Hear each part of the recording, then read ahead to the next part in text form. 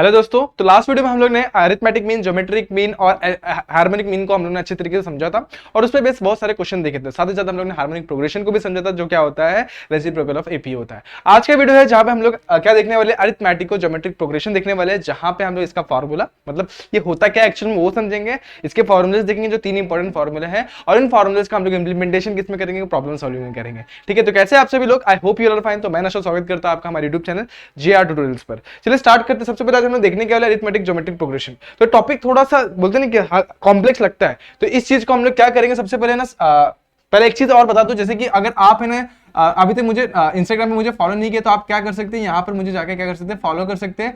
जहां पर अगर आपको कोई डाउट आता है, कोई भी डाउट मतलब कैसा भी डाउट होने दो मैं मैथ्स को लेकर, तो आप यहाँ पर मुझे बिंदास कमेंट करके मतलब यानी कि मैसेज करके इमेज के साथ इमेज आप फॉरवर्ड करके डायरेक्टली मुझे आपके डाउट क्लियर कर सकते हैं। ठीक है, चलो स्टार्ट करते हैं आज का टॉपिक। सबसे पहले एजीपी होता क्या है। AGP is a sequence in which क्या होता है कि हमारा हर एक टर्म क्या होता है, product of AP and GP होता है। मतलब सारे के सारे टर्म क्या होंगे, अरिथमेटिक। देखो जैसे नाम में छुपा हुआ अरिथमेटिक और ज्योमेट्रिक प्रोग्रेशन, मतलब दो टर्म्स होंगे, दोनों टर्म क्या होंगे, कॉम्बिनेशन होंगे किसके, एपी एंड जीपी, मतलब दो टर्म्स के मल्टीप्लिकेशन होंगे।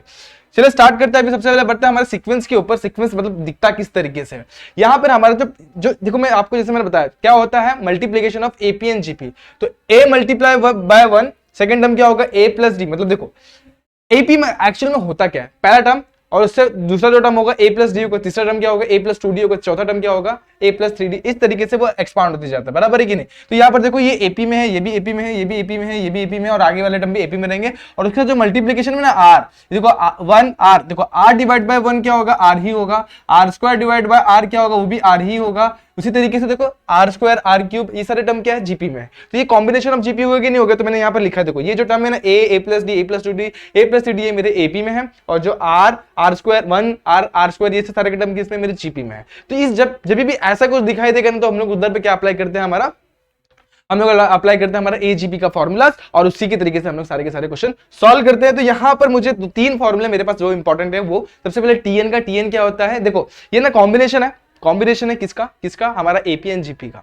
ठीक है, तो एपी में हमारा एपी का फॉर्मूला क्या था, a plus n minus 1 into d. तो वो लिख देने का और मल्टीप्लाई में क्या कर देने का, r s to n minus 1। ठीक है, तो यहाँ पर मैंने वही लिखा है, देखो r s to n minus 1। देखो ये दो फॉर्मूला कॉम्बिनेशन। जैसे देखो हमारा टीएन का फॉर्मूला जीपी में क्या होता है, जीपी में formula r s to n minus 1 होता है, a into r s to n minus 1। तो ए को रिप्लेस करने का a plus n minus 1 into d के साथ और r s to n minus 1। ठीक है, अब ये जो है ना हमारा एस एन का फॉर्मूला, वो भी बड़ा सिंपल है। सबसे पहले करो 3 लाइन खींच लो, पहला और तीनों लाइन के बीच में एक पहले प्लस फिर माइनस लिख दो। इतना क्लियर हो गया। अब फॉर्मूला याद कैसे करना है मैं आपको एक बार फिर से बता देता हूं। देखो सबसे पहले 3 लाइन खींच लो, 1 एस एन का फॉर्मूला लिखने वाले 1 2 एंड 3। ठीक है, 3 लाइन खींच लिए, उसके बाद पहला प्लस दूसरा माइनस, क्लियर हो गया। उसके बाद 1 माइनस आर का स्क्वायर, और उसके बाद 1 माइनस आर वापस से।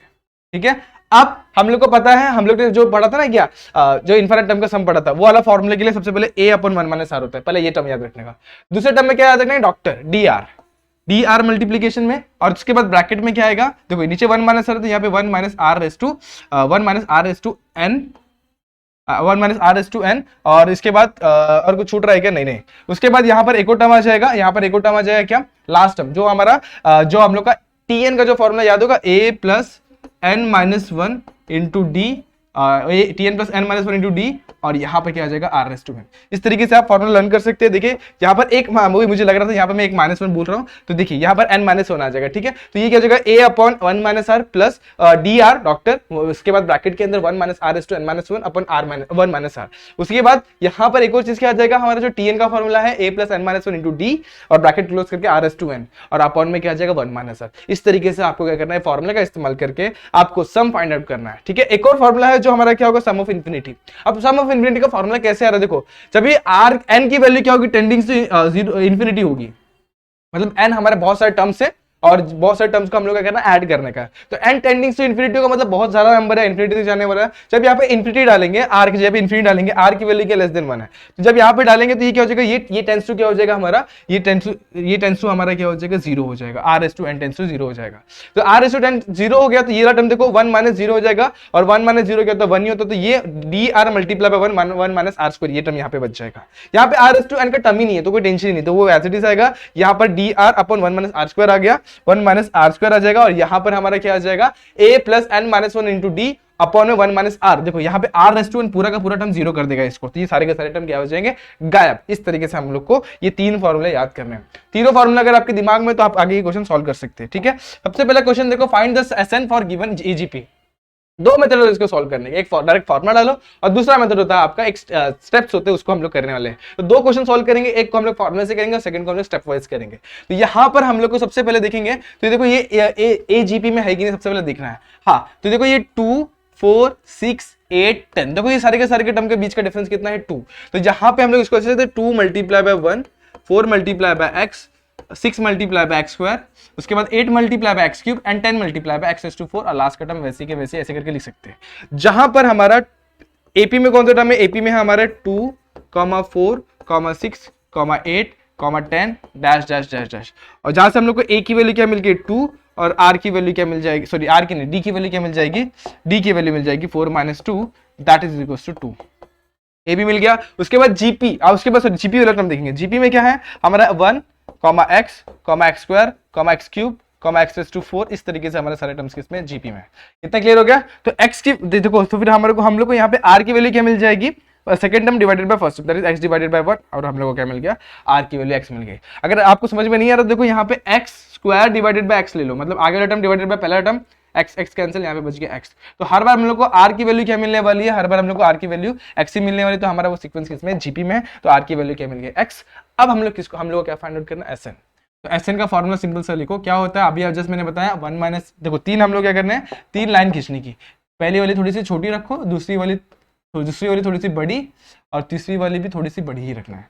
ठीक है, अब पहले वाले 1 माइनस आर स्क्वायर सेकंड वाले में, और तीसरे वाले में 1 माइनस आर वापस। ठीक है, यहाँ पे क्या आएगा ए, यहाँ पे क्या आएगा डी आर, ठीक है, और ब्रैकेट के अंदर आएगा 1 minus r raise to n minus 1। ठीक है, यहाँ पे आएगा हमारा क्या आएगा दोस्तों, बताओ मुझे। यहाँ पे आएगा हमारा सबसे पहले आएगा tn का formula, a plus n minus 1 into D, bracket के बाद r रेज़ टू n। कौन सा tn का फॉर्मूला लगा, एजीबी का tn वाला फॉर्मूला। यहाँ पे मैंने वो अप्लाई किया। अब देखो मैं इसको सॉल्व करता हूँ। सबसे पहले मैं क्या करूंगा, एसएन फाइंड आउट करना है, तो मैं क्या करूंगा, ए की जगह क्या पुट, ए को वैसे ही रखूंगा, यहाँ पे 1 माइनस आर है, तो ए को मैं क्या कर रहा हूँ, ए को डायरेक्टली पुट करूंगा। ए की वैल्यू क्या है 2, 1 माइनस आर, 1 की वैल्यू क्या है 1 तो वैसे ही रहेगा, एक्स की वैल्यू इधर पे लिख देंगे। ठीक है, उसके बाद प्लस डी आर, डी की वैल्यू क्या है हमारे पास 2, आर की वैल्यू क्या है एक्स, तो 2x हो जाएगा। देखो यहाँ पे डी की वैल्यू क्या हमारे पास 2 है और आर की वैल्यू क्या है एक्स, तो वैसे लिख दिया मैंने। 1 माइनस आर की वैल्यू वापस से एक्स, तो ये क्या हो जाएगा एक्स टू n माइनस 1, उसके बाद ब्रैकेट क्लोज 1 माइनस एक्स का स्क्वायर। ठीक है, यहाँ तक क्लियर है आपका। नेक्स्ट हम लोग यहाँ पर देखते हैं ये क्या हो जाएगा, सबसे पहला टर्म यहाँ पे हमारे पास ए की वैल्यू क्या है, चलो नीचे लिखता हूँ, उधर पे स्पेस कम है तो नीचे लिख देते हैं। चलो यहाँ पे क्या आ जाएगा, ए की वैल्यू हमारे पास 2 है दोस्तों, क्या है 2, तो 2 यहाँ पे डाला, उसके बाद प्लस, प्लस के बाद n माइनस 1, एन की वैल्यू क्या है यहाँ पे, एन की वैल्यू हमको पता नहीं तो एन को वैसे ही रखेंगे, माइनस 1 इंटू डी की वैल्यू वापस से हमारे पास क्या है 2, ब्रैकेट क्लोज, आर की वैल्यू क्या है x, x to n upon में 1 माइनस एक्स। ठीक है, अब देखो एस एन, उसके बाद 2 अपॉन 1 माइनस एक्स, उसके बाद प्लस 2x चाहिए तो अंदर मल्टीप्लाई कर दो, ऐसे रखेंगे तो भी चलेगा, फिलहाल के लिए वैसे ही रखते हैं। तो 2x, उसके बाद 1 minus x to n minus 1 upon 1 minus x square. Okay, अब इसको करते थोड़ा सा सिंप्लीफाई।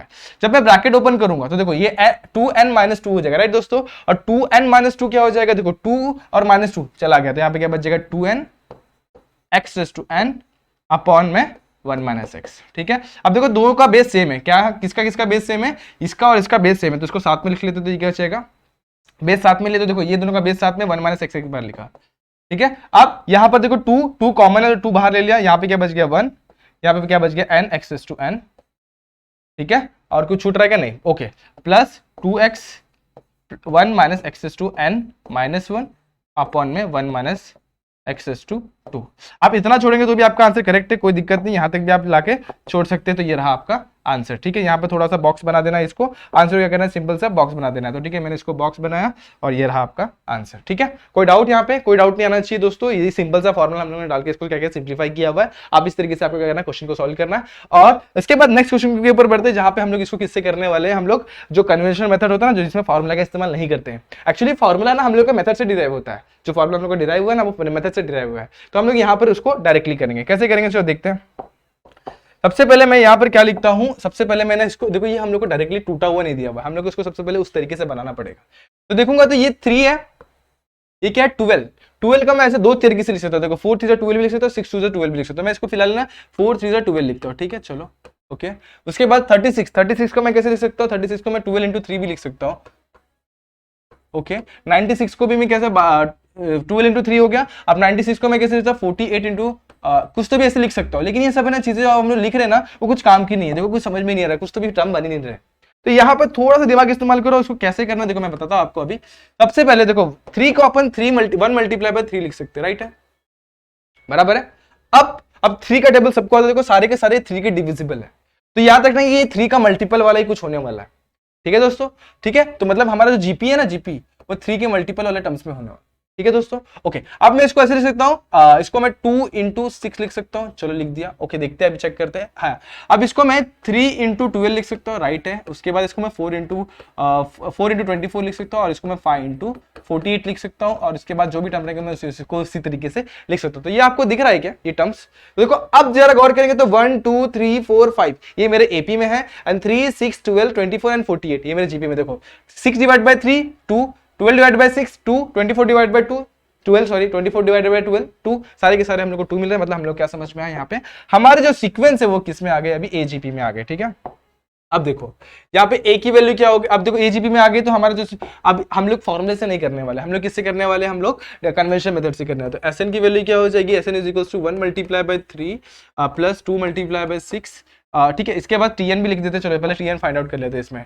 तो यहाँ पर हमारा जो एपी में है वो टर्म क्या है, एपी जो है हमारे पास वो है 1 2 3 4 5 इस तरीके से जो है हमारा एपी में है, जहाँ पे हम लोग को ए की वैल्यू क्या मिल गई 1 और डी की वैल्यू क्या मिल गई, वो मिल गई 1। तो यहाँ से हम लोग को टी एंथ टर्म जो है ना, एंथ टर्म इसमें एंथ टर्म एपी में क्या मिल जाएगा, एंथ टर्म क्या होता है a plus n minus 1 into d, ठीक है।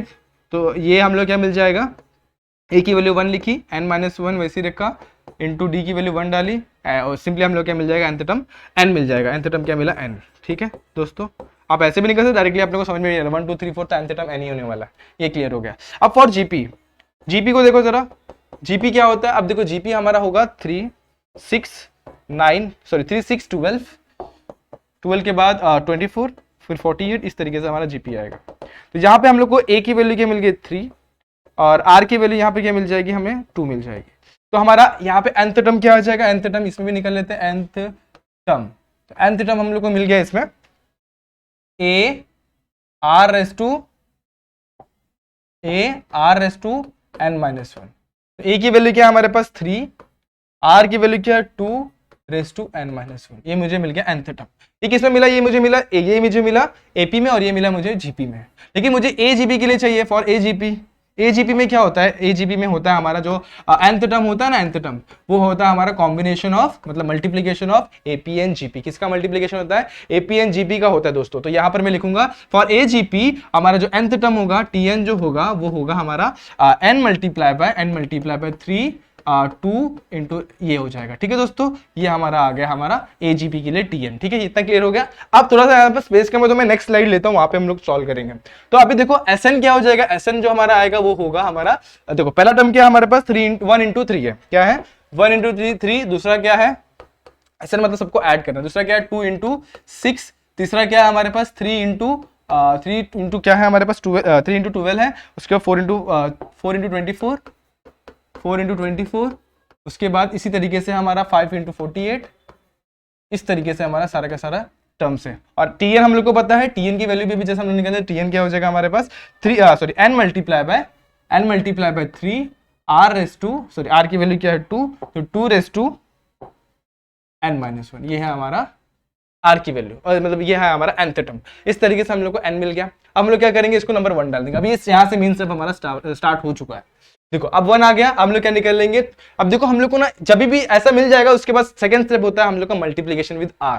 किससे मल्टीप्लाई करना है, पूरे सीक्वेंस को r से मल्टीप्लाई करना है। r से मल्टीप्लाई करेंगे तो देखो ये 2 इंटू SN हो जाएगा, और ये क्या हो जाएगा, ये हो जाएगा 1 मल्टीप्लाई बाय, देखो 1 को वैसे रखो, इसको जो बगल वाला ना जीपी वाला, जीपी को चेंज कर देने का। तो जब 2, क्योंकि r से मल्टीप्लाई करें, r किस में आता है, जीपी में आता है, इसलिए हम लोग जीपी वाले को चेंज करेंगे। तो 2 3 से मल्टीप्लाई करो तो 6 हो जाएगा।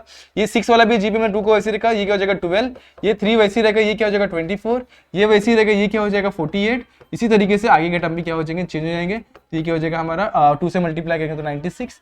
इसी तरीके से ये ऐसे बढ़ते बढ़ते जब इसको 2 से मल्टीप्लाई करेंगे तो देखो इसको 2 से मल्टीप्लाई करेंगे तो 2 रेस टू n है, मल्टीप्लाई बाय 2 करेंगे तो पावर -1 + 1, देखो क्या हो जाएगा, देखो मैं एक बार करके दिखा देता हूँ आपको साइड में, यहाँ पर नहीं करता, थोड़ा हम लोग स्टेप को रिड्यूस करेंगे। देखो क्या 2n है, इसको जब 2n-1 है, क्या है 2n-1 है, जब इसको हम लोग 2 से मल्टीप्लाई करेंगे तो बेस सेम है तो पावर क्या हो जाएगा, ऐड हो जाएगा, क्या हो गया ऐड। तो ये क्या बचेगा सिंपली 2n। देख लो फिर से, देख लो मैंने कैसे बताया वो 2n कैसे आया। हम लोगों ने 2 से पूरे सीक्वेंस को मल्टीप्लाई किया, हम लोग स्टेप थोड़ा सा रिड्यूस कर रहे हैं क्योंकि एक पेज में हम लोग कोशिश करनी है सॉल्व करने की, ठीक है। अब यहाँ तक आ गया आपको, इसको नंबर 2 डाल देते हैं।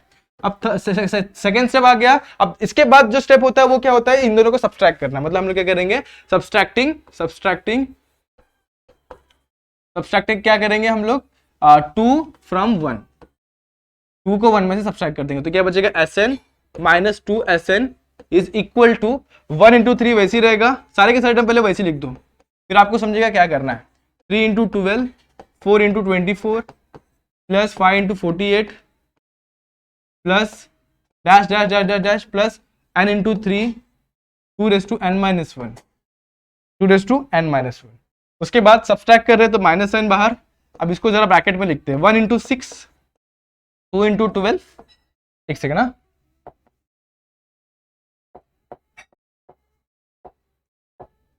अब देखो मैं क्या कर रहा हूं, 1 into 6 plus 2 into 12 plus 3 into 24 plus 4 into 48 plus 5 into 96 और dash dash dash dash plus n into 3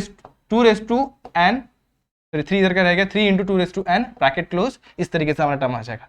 अब जरा ध्यान देना, मेरे पास 3x है, उसमें जब 2x चला जाएगा तो क्या बचता है हमारे पास, x ही बचता है कि नहीं बचता, समझ में आ रहा है। तो यहां पर जरा गौर करना, ये हम लोग यहाँ पे अप्लाई करने वाले, करता हूं मैं।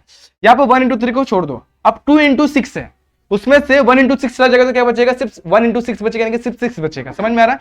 उसी तरीके से 3 into 12 है, तो 3 into 12 है मतलब 3x है, 3 into 12 में से 2 into 12 चला जाएगा तो क्या बचेगा, सिर्फ 12 बचेगा। इसी तरीके से आगे वाले टर्म में देखो, लास्ट वाले में जाते हैं। अभी यहाँ पे क्या है, n into 3 into 2n-1 है, तो यहां पर अगर n-1 सब्सट्रैक्ट हो जाएगा तो यहाँ पे सिंपली क्या बचेगा, 3 into 2n-1। देखो यहाँ पे क्या, इसके पहला टर्म क्या रहेगा, इसके पहले जैसे रहेगा n-1 मल्टीप्लाई बाय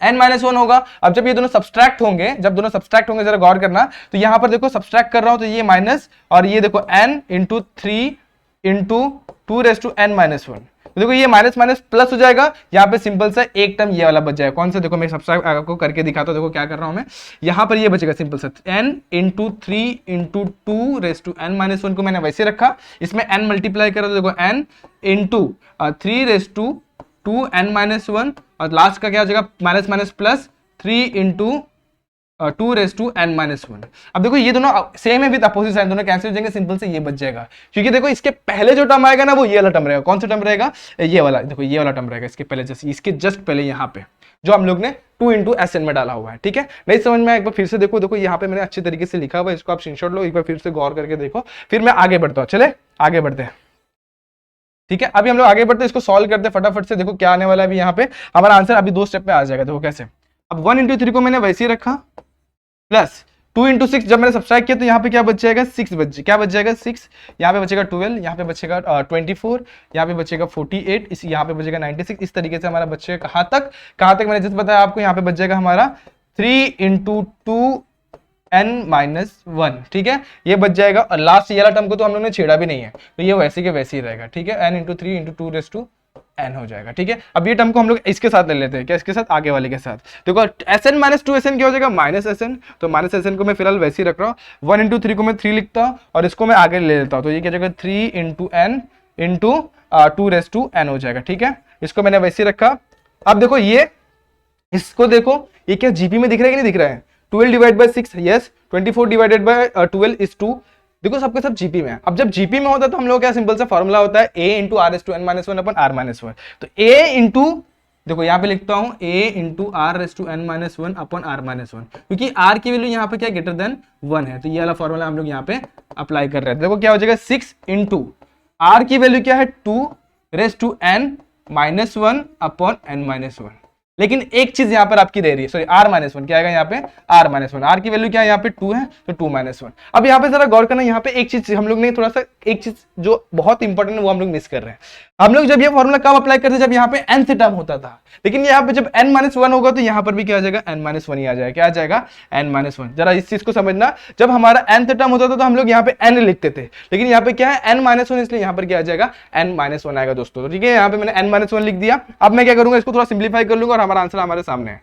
तो ये क्या जाएगा 3 plus 3n into 2 raise to n plus, इसको मैं 6 से मल्टीप्लाई, देखो 2 माइनस वन क्या हो गया 1, अब जब 6 से मल्टीप्लाई करेंगे तो 6 into 2 raise to n minus one minus 6, right है। अब देखो 3 माइनस 6 क्या हो जाएगा, -3, यहाँ पे मैं -3 लिखता हूँ, plus 3n into 2 raise to n, इसको मैं ऐसे लिख सकता हूँ, देखो 6 multiply by 2 raise to n divided by 2, इस तरीके से मैंने इसको लिख दिया। आप थोड़ा सा ऊपर लेते हो और हमारा आंसर देखो हमारे सामने, ये माइनस एस एन आ गया। अब माइनस एस एन को मैं वैसे ही रखता हूँ, -3 को मैं वैसे ही रखता हूँ, 3 into n into 2 raise to n लिखता हूँ फिलहाल के लिए। अब देखो 2 3 यहाँ पे क्या बच गया, 3 into 2 raise to n, right है। अब माइनस से बोथ साइड मल्टीप्लाई कर तो एस एन क्या हो जाएगा, ये +3 हो जाएगा, ये माइनस में हो जाएगा 3n into 2 raise to n, और ये भी क्या हो जाएगा -3 इंटू 2 रेज टू n, ठीक है। अब जरा गौर करना, अब एक चीज छूट रही है हम लोग की, क्या हम लोग को सब में से 3 कॉमन निकल सकते हैं, तो एस एन क्या हो जाएगा, 3 कॉमन निकला तो यहाँ पे क्या बचेगा 1 माइनस लिखो चलेगा। और एक चीज हम लोग ने एक और चीज थोड़ा सा गड़बड़ किया, मुझे ऐसा क्यों लग रहा है, देख लेते हैं एक बार फिर से स्टार्टिंग से ऊपर से, ये हो गया प्लस, ओके हाँ, यहाँ पे एक चीज हम लोग ने क्या गड़बड़ की, देखो जब सब्सट्रैक्ट करेंगे तो ये भी साइन नेगेटिव होगा कि नहीं होगा, ये वाली साइन भी हमारी नेगेटिव हो जाएगी। तो यहाँ पर मैंने सब जगह वो पॉजिटिव लिखा, उसको जरा नेगेटिव कर देता हूँ, यहाँ पे ये भी क्या हो जाएगा नेगेटिव नेगेटिव, तो ये क्या हो जाएगा, इस स्टेप में ये आ जाएगा पॉजिटिव, ठीक है, ये नेगेटिव नेगेटिव नेगेटिव, और ये क्या हो गया यहाँ पे पॉजिटिव हो गया, राइट। अब मैंने 3 कॉमन निकाला, तो 3 कॉमन निकालेंगे तो ये क्या बचेगा 1 प्लस, यहाँ पे 3 कॉमन निकालेंगे तो यहाँ पे क्या बचेगा n into 2 raise to n, और यहाँ पे क्या बचेगा 2 रेज टू n, ठीक है। अब एक और चीज में कॉमन निकाल लेता हूं तो मेरा आंसर आ जाएगा। अब देखो 1 को मैं थोड़ा पीछे लिख देता हूँ +1, यहाँ से 2 रेज टू n कॉमन निकाल दो तो यहाँ पे क्या बचेगा n minus 1 into 2 raise to n, और ब्रैकेट क्लोज, इस तरीके से मेरा एस एन की वैल्यू आ गई, ठीक है दोस्तों। देखो कितना इजी क्वेश्चन था। अब इस तरीके के क्वेश्चन आपको जो 2 मेथड मैंने बताया, एक फॉर्मूला वाला और एक ये स्टेप वाइज वाला मेथड, दोनों भी मेथड आपको आने चाहिए, ठीक है दोस्तों। चलो नेक्स्ट क्वेश्चन पे बढ़ते, जो लास्ट के 2 क्वेश्चन बहुत इजी, 2 स्टेप के आंसर है। हम लोग को बताना है, हम लोग को इसके सम ऑफ इन्फिनिटी फाइंड करना है। सम ऑफ इन्फिनिटी फाइंड करना है कोई भी एचपी का, तो क्या होता है, सबसे पहले हम लोग को क्या फाइंड आउट करना पड़ता है, कोई भी एजीबी का हम लोग को सब इन्फिनिटी फाइंड आउट करना होता है, तो क्या हम लोग क्या फाइंड आउट करते हैं, सबसे पहले हम लोग इसको है ना ऐसे लिखते हैं 1 इंटू 1, उसके बाद ब्रैकेट 2 अपॉन में क्या है 4 है, तो इसको मैं कैसे लिख सकता हूँ, देखो 2 मल्टीप्लाई बाय 1/4, इसको मैं 3 मल्टीप्लाई बाय 1/6, इसको मैं 4 मल्टीप्लाई बाय 1/64 लिख सकता हूँ, ठीक है दोस्तों। ये हो गया हमारा। तो यहाँ पर हमारा एपी में कौन आ गया, हमारा एपी में जो आ गया वो है हमारा 1, 2, 3, 4 डैश डैश डैश, और हमारा जो जीपी में आया दोस्तों, जीपी में जो आया ना हमारा ये है, जीपी इज इक्वल्स टू 1/4, 1/16, 1 यहाँ पे एक 1 भी रहेगा, तो 1/4, 1/16, 1/64, इस तरीके से हमारे जो सारे टर्म है हमारे जीपी में आ गए।